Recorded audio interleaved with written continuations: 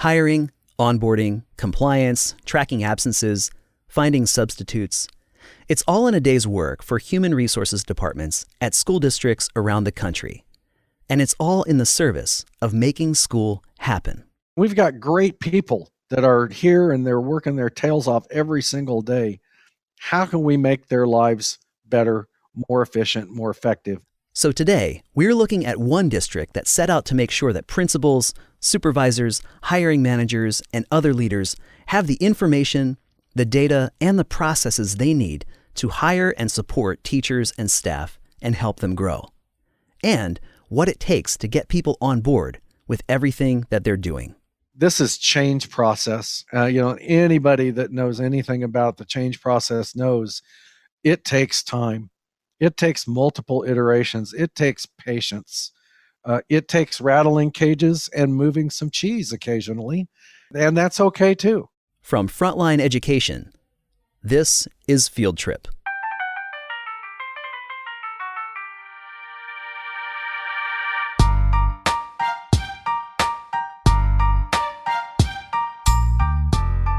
All right. My name is Russell Miller. I serve as Assistant Superintendent for Human Resources for Andover Public Schools. In case you're wondering, that's Andover, Kansas. It's always important we throw the Kansas in there because we occasionally get applications and inquiries from Massachusetts and lots of other places that have Andovers. Beginning my 5th year in Andover. Been around the block a few times and actually starting my 39th year in public ed this year. So what all does an assistant superintendent for human resources at a school district do? Oh, that I was only to do HR. I joke with my superintendent occasionally that my title should be assistant superintendent of other duties as assigned, just because of the plethora of things that I end up involved in our district. The HR function is obviously a huge part of my job and all things connected to personnel evaluation, onboarding, offboarding, hiring, termination, benefits, connection with payroll, contracts, all of those issues there that kind of come at you all the time. You're just dealing with them. We always tend to think that there will be a time where we'll kind of get a little bit of a rest from the onboarding process, and certainly this time of year is busier than most. But we never really stop hiring and onboarding and orienting and doing all of those things connected to HR. When most people think about school, they think about kids tumbling off of buses in the morning, bouncing into the building. They think about teachers and whiteboards and all the stuff that happens in classrooms. They think about sports and band and clubs. They probably don't think about all the behind-the-scenes work that goes into making school happen. I asked Dr. Miller, what is one thing about the work that he and his team do that he wishes people could see? You know, we have a running joke in central office. I experienced this in my prior roles also, but it's no different here in Andover, that you get to a point where you go, if one more person asks me what I did over the summer, I'm going to smack them. You know, it's just like, well, everybody's off in the summer. Nothing really happens. And they don't realize exactly what you're saying, all the things that happen to make sure that bus goes out to pick up kids, to make sure that food is ordered to serve to kids at lunchtime, and that there are cooks there to prepare that food, and there are custodians that are coming in after school to sweep and mop and clean bathrooms. And I like to look at our role collectively, whether it's in HR, business office, finance, curriculum and instruction, food service operations, maintenance. I mean, there's a whole lot of stuff that honestly makes school happen. And if we didn't have these functions, we wouldn't have teachers in classrooms. We wouldn't have supplies for them to use. We wouldn't have clean classrooms for them to teach in. So I think overall, it's just every day, what have we done to make that process better and to make sure that we have the right people in the right place doing the right thing at the right time? And it's those connections to the overall mission certainly continues to be the education and instruction and the development of kids. That's the rubber meets the road in those classrooms every single day. And we never forget that. And hopefully everything we do helps that happen. So that's the goal, helping to make school happen. But as you know, all of that stuff that happens behind the scenes, it takes work. It takes bringing people together. It takes technology. It takes data to help make decisions. It takes managing change. That's the direction our conversation today is going. And in order to get there, we need to look at the things that stand in the way of effectiveness. I think there's a variety of things that can possibly serve as impediments to any of us being as effective as we would like to be in the HR world, and whether that's hiring teachers or rewarding longtime staff or trying to fill a tech support vacancy. Money is a major driver very often in public ed. It's how can I compete with the private sector? It's getting more and more difficult. So that certainly on the salary and benefits side is a challenge that you work to make better, to be competitive, to also encourage people to look at the intangibles about your district and how wonderful you are to work for and a great place to be or raise a family. But, Dr. Miller said, it's not just money that keeps HR, or indeed any department in a school district, from being effective.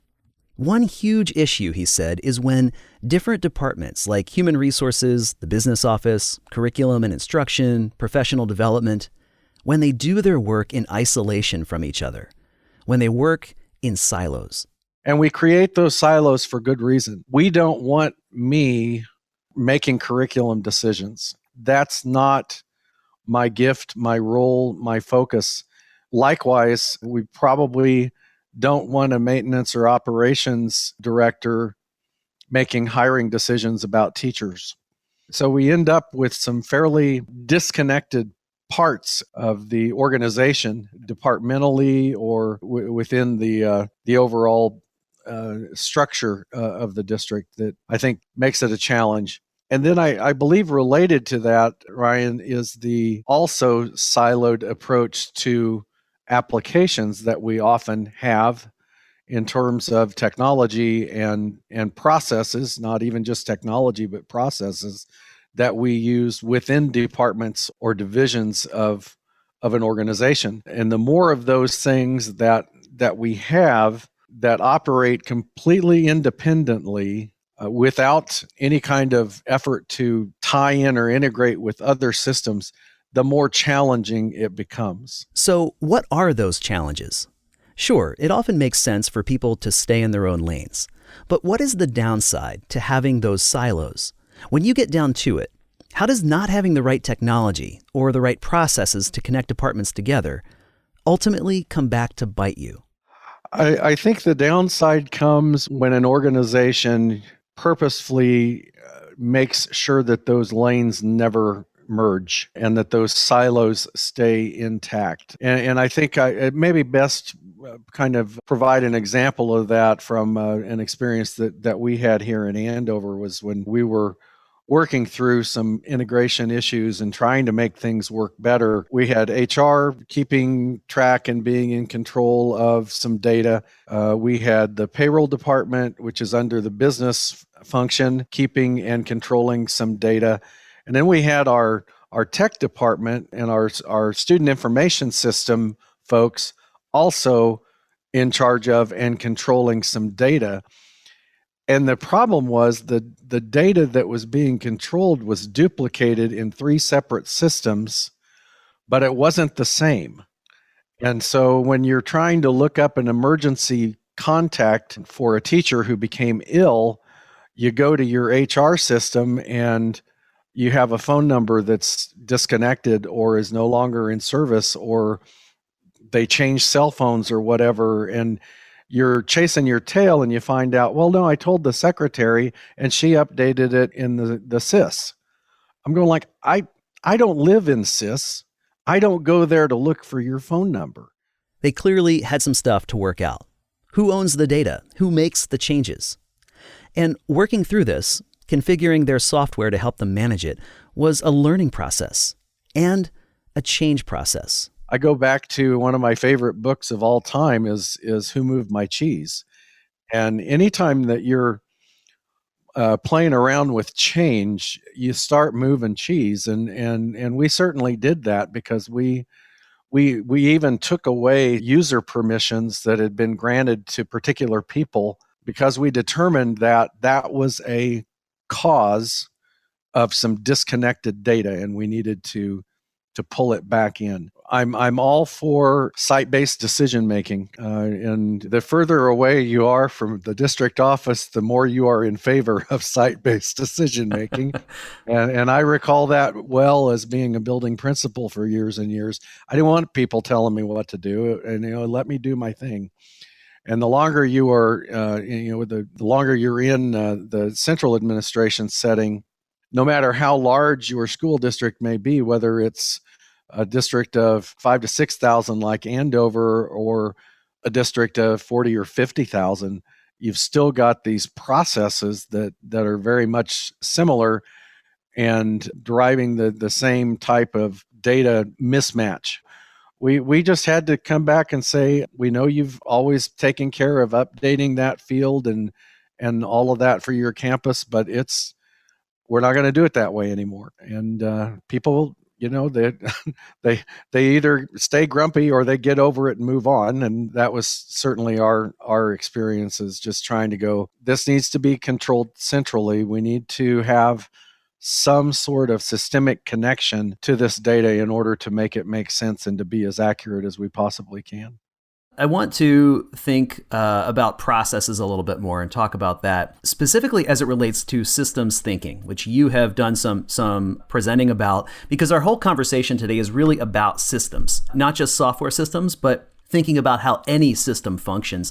Can you share a little bit about your view of systems thinking, how you define it, and what it looks like in school administration? I was trying to think how to best explain that. I've always been intrigued, and I think that's why I was drawn to leading some of the change efforts that I've been involved in this district and another district prior to this. It's just kind of the way I think. And so looking at a system of schools not as individual schools and offices and departments and buildings, but a system of schools. We have that discussion at times of whether it's a classroom or a school building or a piece of equipment, is that does not belong to you. That's not your school. It belongs to the school district. That classroom is not yours. You're allowed to teach there.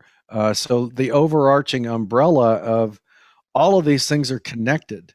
And everything that happens across the scope of the district needs to have a level of systemic lens.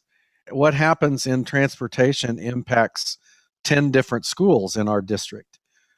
So one school can't just randomly change their beginning and ending times because it messes up routes for the rest of the elementary schools per se. So that's how are those things connected? What level of decisions can be site-based, but what needs to have that systemic lens?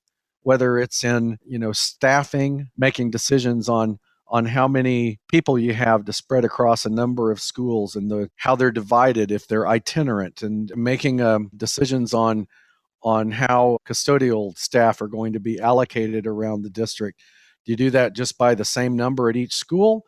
Or do you look at square footage and responsibilities and outside activities? That has to have a systemic lens in order to make that decision. So that drove a lot of, I've always been intrigued with it. Even as a building principal, I felt like I had a pretty decent systemic lens when I would have conversations with my colleagues and other administrators.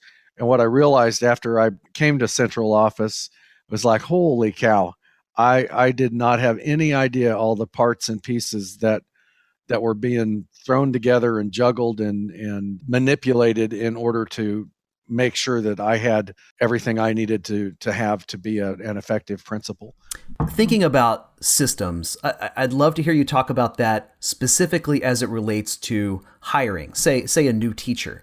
And someone might approach that process just as it comes. Yeah, we got to post a position. Okay, I suppose now we need an interview and now we've got to do the review. But how does having a system for this help you be more strategic, more effective, more efficient, and ultimately make sure you have the right person in the right classroom because you've gone about it in a systematic way? Well, I think one of the biggest drivers for me, I believe, is the efficiency argument. It's not been too many years ago that I applied for a position just in my previous job. When I applied in that district, the application was a PDF form that you downloaded off the district website to fill out. I was appalled not only that I had to fill something out by hand because my handwriting is so poor and I would much rather do it on a computer. It wasn't even a fillable PDF. That was when I was like, okay, we're going to make some changes. So, and then we started going down the road of getting an applicant tracking system in place to automate some of that process and to have some centralized control in it along the way. But even connected to that, in that prior life that was not that many years ago, it was, probably 10 years ago now, if I think back that far. But if a principal wanted to review applications, they had to make time to come down to central office and go through a file folder and look at paper applications, paper resumes, paper letters of reference, all of that kind of thing. So when you think about the total lack of efficiency there, as well as having to be the gatekeeper of, no, you can't take that file with you. I have to have that here because Sally has a vacancy in third grade also, and she needs to look at that file. It was incredibly inefficient. So moving to an applicant tracking system allowed us flexibility that we'd never had before, and the efficiency of that along the way of I can jump in and review applications when I have a minute during the day or at lunch or in the morning while I'm drinking my coffee or in the evening after I got home. I can log in and look at applications. I can review resumes. I can run through references and kind of get an idea of who's in the pool. And having that accessibility as an administrator, just with a quick login, was invaluable. And that was a real short sell. I'll tell you, when we first implemented an applicant tracking system in my previous district, it was overnight. It was like, oh my God, why did we wait so long to do this? So that's been really helpful. The other part connected to that, though, is the process. And I would say the process probably looks different from district to district to district. What we've tried to do is just lay out a number of steps. And if a principal or a supervisor, hiring manager, whatever lingo you want to use there, if they have a vacancy, a bona fide vacancy because somebody's resigned, retired, or maybe they've gotten some additional allocation, they submit a requisition for that. They're not calling down to HR and asking us to post that position. They're starting that process. So that comes through. That comes to me to review and approve and edit as I see fit. Then it moves on to the next step. Then it gets posted. And all of that, it involves the person who started the requisition, myself, and my HR specialist. So there's 3 people involved, but it happens independent of one another in a sequential manner. And that job gets posted usually within 24 hours of it being submitted. It's out there in various places wherever we happen to have it besides our own applicant tracking system. And then likewise, that supervisor and hiring manager has the ability to monitor applications along the way, set a closing date, go in and review, make determinations about who they're going to interview. As much as I love systemic approach, what I don't like is to micromanage that process. We're a very small department in terms of our district we've got about 5,800 kids, K-12, pre-K to 12, and we've got a virtual school and nearly 700 full-time employees. But our district office footprint is extremely small. We do not have very many people running the central office function in our district. So frankly, I don't have time to pre-screen every applicant that comes in for a teaching position or a custodial position or a food service position. We leave that process of going through applications and making determinations on who's going to be interviewed. That's up to the hiring manager. And then we certainly expect them to follow policy and procedures and things like that along the way, and the regular guidance that HR folk like me put out, and the questions you can ask and the questions you can't ask, and non-discriminatory practices, and all of that has to be in place. But in the end, they're making a recommendation to us on who we're going to hire, and we typically we don't second guess that. My principals, who are, if they're hiring an 8th grade math teacher or a 4th grade classroom teacher or a high school CTE teacher, they know what their needs are. I don't want to make the decision for them in terms of who they're going to hire for that position. But once they've made that decision, we're here then to take that and run it through the rest of the process. Once the hiring manager has made that decision, Dr. Miller and his team run with it through the onboarding process and setting them up for a successful career.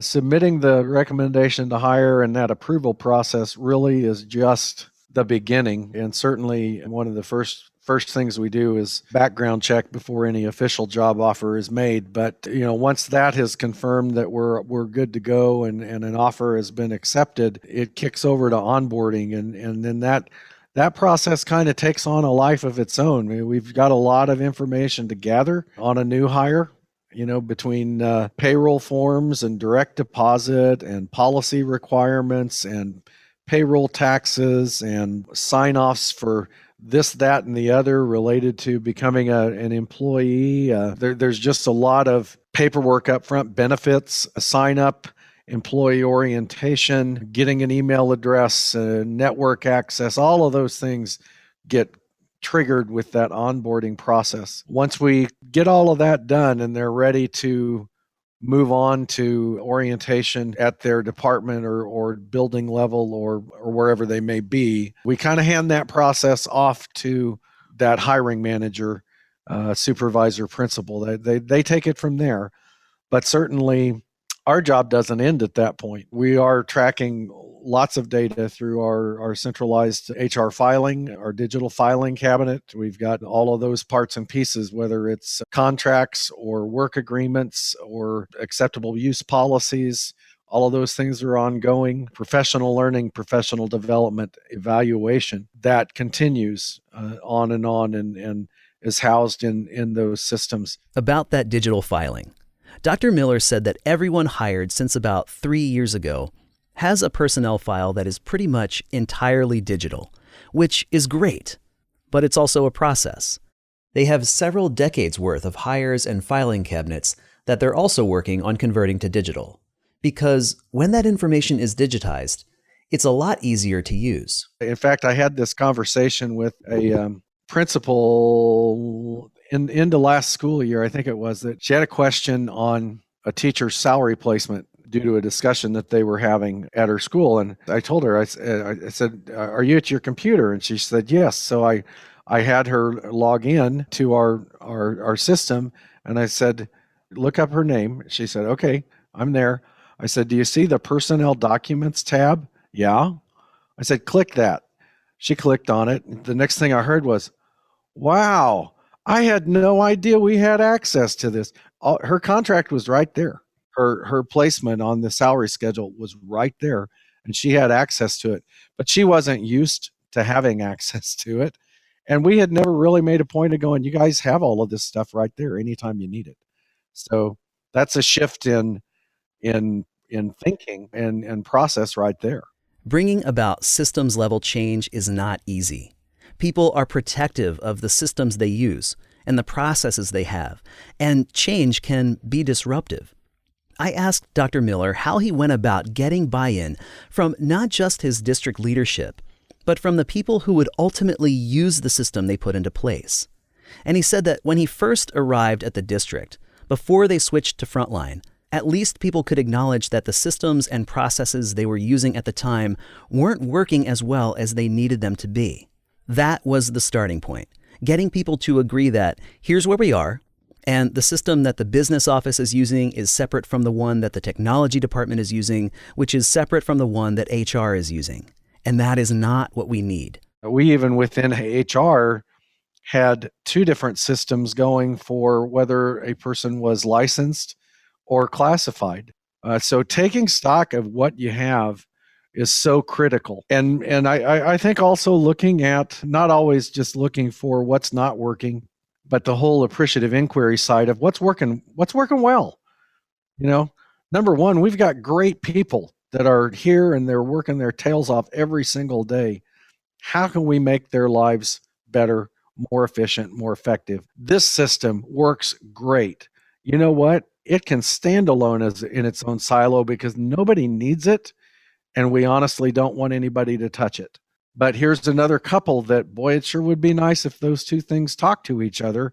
How can we make that happen? So really taking that first step of taking an assessment of what you have, what it's for, how it works, what you're doing with that information is just critical. And then developing some sort of vision for what could that look like? What do we need it to do? What would we like it to do if we could wave a magic wand and have everything fixed tomorrow? And that's kind of what we did here in Andover, was just looked at the variety of systems that we had and began to look at, we're duplicating some efforts here. We even within HR, we're doing two different things. That needs to stop. We need to have one process that we use for everybody.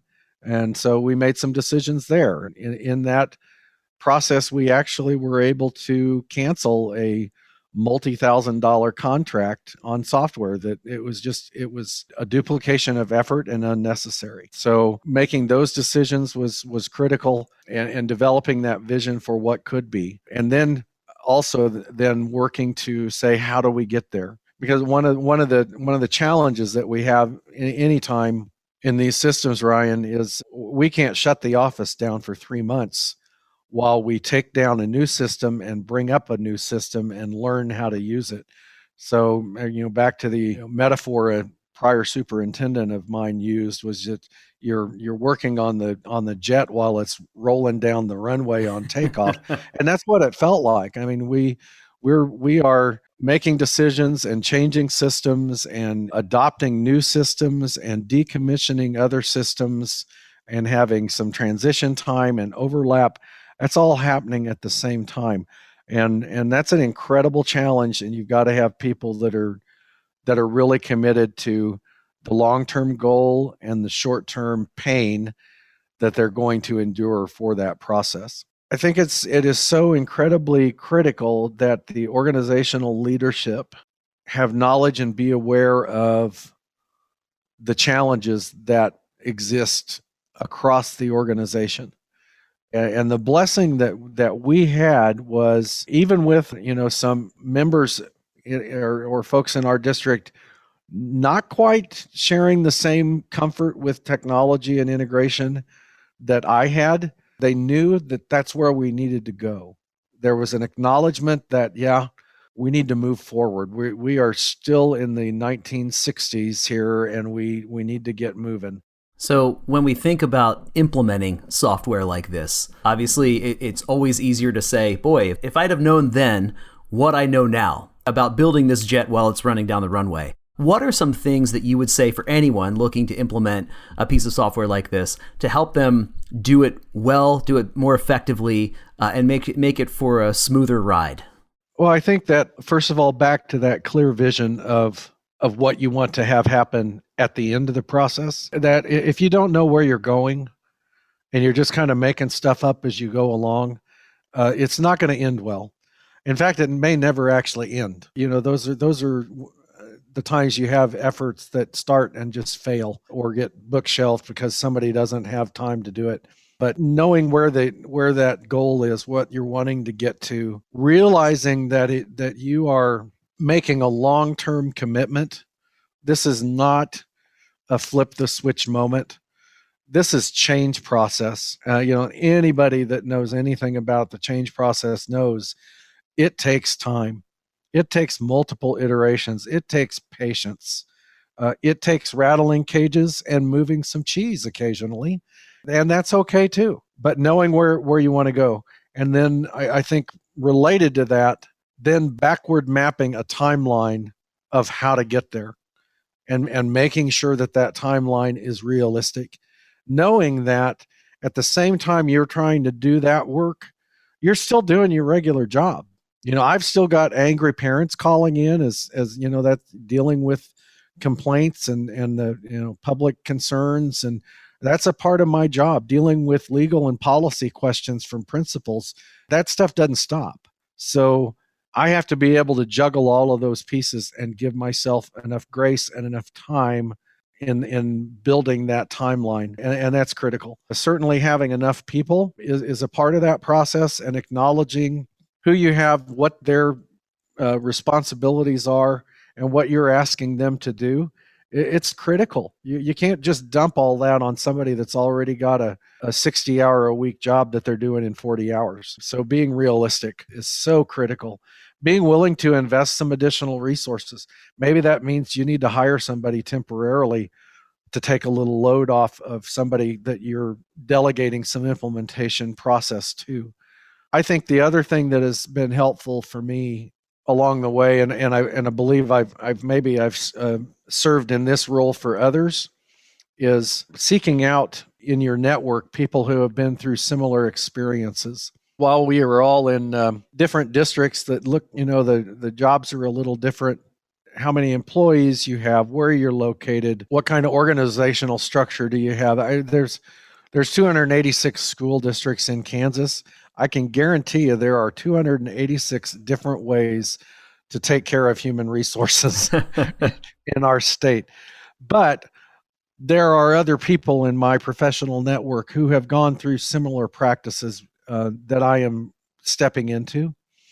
So taking the time to network and learn from others that have gone through a similar process, even if it's not the same software or application that you're implementing, just learning what worked for you. How did you manage the workload versus the implementation? But reach out to those professional colleagues and resources that you have.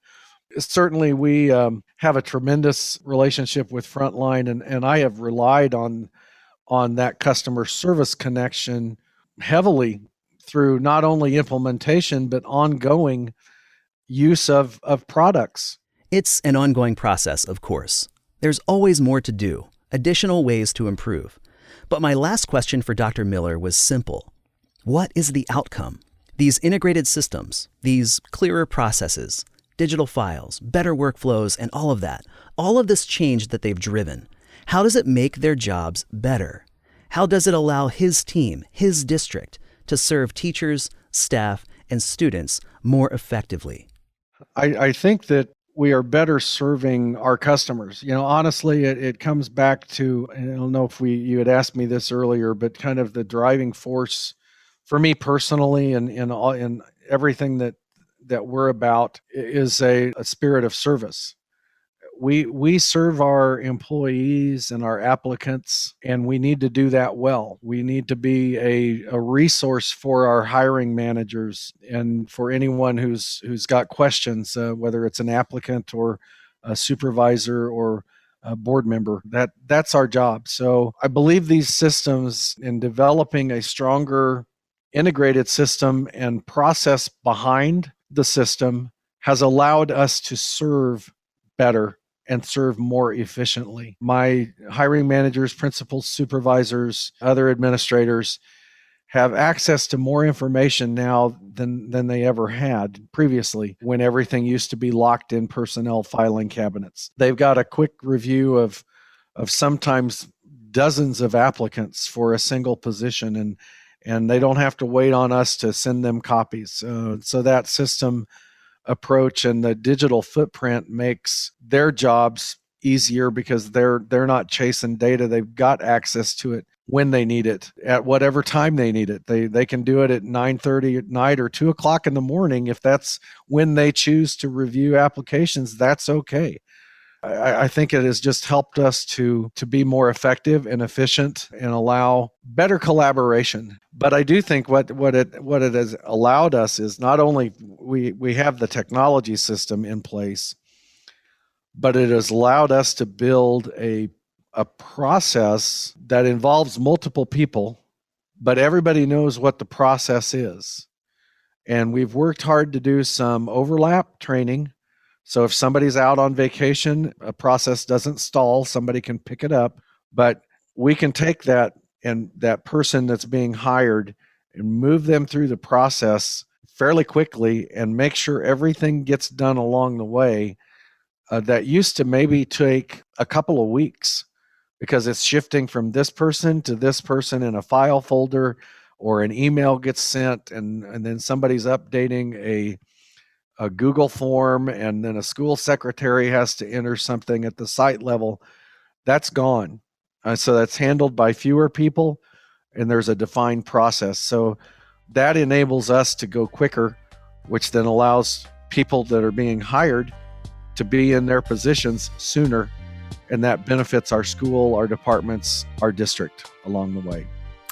Dr. Russell Miller is Assistant Superintendent for Human Resources at Andover Public Schools in Kansas. Dr. Miller, thank you for taking an hour of your time today. It's been great to talk to you, and I'm grateful that you've shared your experiences. My pleasure, Ryan. Thank you for the opportunity.